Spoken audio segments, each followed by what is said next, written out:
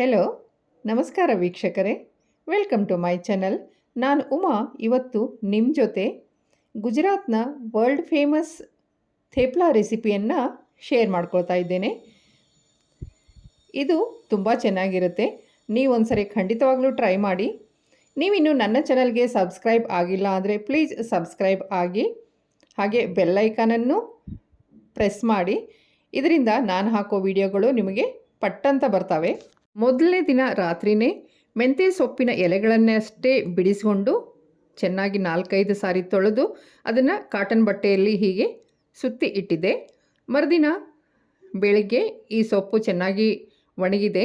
ಈಗ ನಾನು ಒಲೆ ಮೇಲೆ ಒಂದು ಬಾಣಲೆಯನ್ನು ಇಟ್ಕೊಂಡು ಅದಕ್ಕೆ ಎಣ್ಣೆ ಸೌಟಿನಿಂದ 2 ಸೌಟು ಎಣ್ಣೆಯನ್ನು ಸೇರಿಸ್ತಾ ಇದ್ದೇನೆ. ಎಣ್ಣೆ ಒಂದು ಚೂರು ಕಾದ ನಂತರ ಅದಕ್ಕೆ ಜೀರಿಗೆಯನ್ನು ಸೇರಿಸ್ತಾ ಇದ್ದೇನೆ. ಕೆಲವೊಬ್ಬರು ಇದನ್ನು ಹಸಿ ಸೊಪ್ಪನ್ನೇ ಹಾಕಿ ಮಾಡ್ತಾರೆ. ನಾನಿಲ್ಲಿ ಸೊಪ್ಪನ್ನು ಬಾಡಿಸಿಕೊಂಡು ಮಾಡ್ತಾ ಇದ್ದೀನಿ. ಈಗ ನಾನಿದಕ್ಕೆ ತುರಿದಂತಹ ಶುಂಠಿಯನ್ನು ಸೇರಿಸ್ತಾ ಇದ್ದೇನೆ. ಹಾಗೆ ಮೆಂತ್ಯ ಸೊಪ್ಪನ್ನು ಸಣ್ಣದಾಗಿ ಕಟ್ ಮಾಡಿಕೊಂಡು ಆ ಎಣ್ಣೆಗೆ ಸೇರಿಸಿ ಬಾಡಿಸ್ತಾ ಇದ್ದೇನೆ. ಈಗ ಇದಕ್ಕೆ ರುಚಿ ತಕ್ಕಷ್ಟು ಉಪ್ಪು ಮತ್ತು ಚೂರು ಬೆಲ್ಲವನ್ನು ಸೇರಿಸ್ತಾ ಇದ್ದೇನೆ. ಮೆಂತ್ಯ ಸೊಪ್ಪು ಆಗಿರೋದ್ರಿಂದ ಇದಕ್ಕೆ ಬೆಲ್ಲ ಅವಶ್ಯಕವಾಗಿ ಸೇರಿಸಲೇಬೇಕಾಗುತ್ತೆ. ಈಗ ಇದು ಒಂದು ಚೂರು ಚೆನ್ನಾಗಿ ಬಾಡಿದ ನಂತರ ನಾನಿದಕ್ಕೆ ಅರಿಶಿನ ಪುಡಿಯನ್ನು ಸೇರಿಸಿ ಇದನ್ನು ತಣ್ಣಗಾಗಲಿಕ್ಕೆ ಇಡ್ತೇನೆ. ಇದು ಒಂದು ಚೂರು ತಣ್ಣಗಾದ ನಂತರ ನಾನು ಅದಕ್ಕೆ ಮೆಣಸಿನ ಪುಡಿ ಮತ್ತು ಅರ್ಧ ಬಟ್ಟಲು ಮೊಸರನ್ನು ಸೇರಿಸ್ತಾ ಇದ್ದೇನೆ. ಹಾಗೆ ಇದಕ್ಕೆ 4-5 ಚಮಚ ಕಡಲೆ ಹಿಟ್ಟನ್ನು ಸೇರಿಸ್ತೇನೆ. ಕಡಲೆ ಹಿಟ್ಟನ್ನು ಸೇರಿಸೋದ್ರಿಂದ ನಮ್ಮ ಥೇಪ್ಲಾಗಳು ತುಂಬ ಸಾಫ್ಟಾಗಿ ಬರ್ತವೆ ಮತ್ತು ರುಚಿ ಕೂಡ ತುಂಬ ಚೆನ್ನಾಗಿರುತ್ತೆ.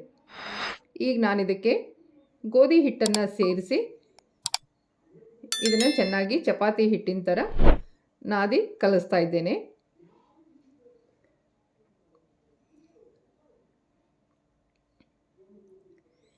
ಇದನ್ನು ಚೆನ್ನಾಗಿ ಕಲಿಸಿದ ನಂತರ ಇದಕ್ಕೆ ಎಷ್ಟು ನೀರು ಬೇಕಾಗುತ್ತೋ ನೋಡಿಕೊಂಡು ಸ್ವಲ್ಪನೇ ನೀರು ಹಾಕ್ಕೊಂಡು ಇದನ್ನು ಚಪಾತಿ ಹಿಟ್ಟಿಗಿಂತ ಒಂದು ಚೂರು ಗಟ್ಟಿಯಾಗಿಯೇ ಕಲಿಸ್ಬೇಕಾಗುತ್ತೆ. ಮತ್ತು ನಾನಿದಕ್ಕೆ ಒಂದು ಚೂರು ಬಿಸಿ ನೀರನ್ನು ಸೇರಿಸಿ ಕಲಿಸ್ತಾ ಇದ್ದೇನೆ. ಇದರಿಂದ ಥೇಪ್ಲಾಗಳು ತುಂಬ ಸಾಫ್ಟಾಗಿ ಬರ್ತವೆ. ಈ ಹಿಟ್ಟನ್ನು ಚೆನ್ನಾಗಿ ನಾದಿ ಕಲಿಸಿ ಇದನ್ನು ನಾನು ಒಂದು 10-15 ನಿಮಿಷ ಮುಚ್ಚಿಡ್ತೇನೆ.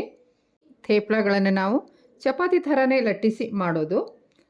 ಈ ಥೇಪ್ಲಾಗಳನ್ನು ನಾವು 3-4 ದಿನ ಸ್ಟೋರ್ ಮಾಡಬಹುದು. ಹಾಗೆ ನಾವು ಪ್ರಯಾಣ ಹೋಗುವಾಗಲೂ ಕೂಡ ಇವುಗಳನ್ನು ತೊಗೊಂಡು ಹೋಗ್ಬೋದು.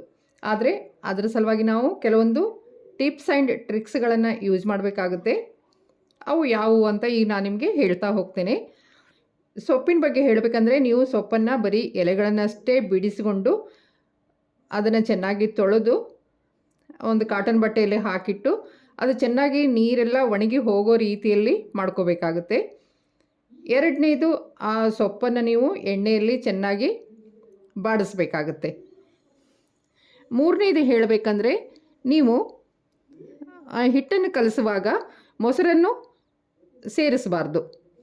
ಹಾಗೆ ನಾಲ್ಕನೇದು ಹೇಳಬೇಕು ಅಂತಂದರೆ ಈ ಥೇಪ್ಲಾಗಳನ್ನು ನಾವು ಬೇಯಿಸ್ತೀವಲ್ವಾ, ಅವುಗಳನ್ನು ಬೇಯಿಸಿದ ನಂತರ ಒಂದರ ಮೇಲೆ ಒಂದು ಹಾಕಬೇಡಿ. ಅವು ಚೆನ್ನಾಗಿ ತಣ್ಣಗಾದ ನಂತರ ಜಿಪ್ಲಾಕ್ ಕವರಲ್ಲಿ ಹಾಕಿ ಸ್ಟೋರ್ ಮಾಡ್ಕೊಳ್ಳಿ.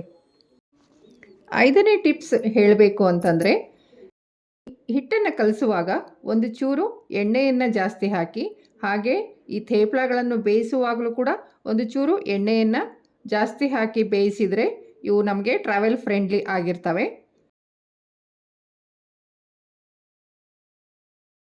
ಹಾಗೆ ಈ ಥೇಪ್ಲಾಗಳನ್ನು ಬೇಯಿಸುವಾಗ ನಾವು ಗ್ಯಾಸ್ ಫ್ಲೇಮನ್ನು ಮೀಡಿಯಮ್ ಟು ಹೈ ಫ್ಲೇಮಲ್ಲಿ ಇಟ್ಕೊಂಡು ಬೇಗ ಅವುಗಳನ್ನು ಬೇಯಿಸಬೇಕಾಗುತ್ತೆ.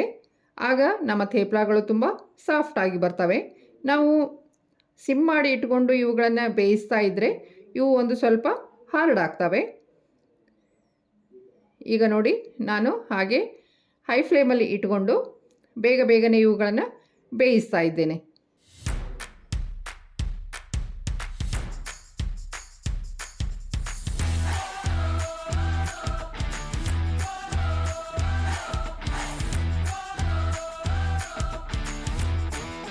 ಇವು ನೋಡಿ ನಾನು ಮಾಡಿರೋ ಥೇಪ್ಲಾಗಳು.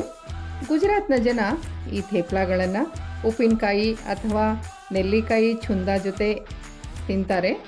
ನಮ್ಮ ಕರ್ನಾಟಕದವರಿಗೆ ಈ ಥೇಪ್ಲಾಗಳನ್ನು ತುಪ್ಪ ಚಟ್ನಿ ಪುಡಿ ಜೊತೆ ಅಥವಾ ಚಟ್ನಿ ಪುಡಿ ಮೊಸರಿನ ಜೊತೆ ತಿನ್ನಲಿಕ್ಕೆ ಸೂಪರ್ ಆಗಿರುತ್ತೆ. ನಾನಿಲ್ಲಿ ಮೊಸರು ಚಟ್ನಿ ಪುಡಿ, ತುಪ್ಪ ಮತ್ತು ಚುಂದ ಜೊತೆ ಇದನ್ನು ಸರ್ವ್ ಮಾಡ್ತಾ ಇದ್ದೇನೆ. Thank you.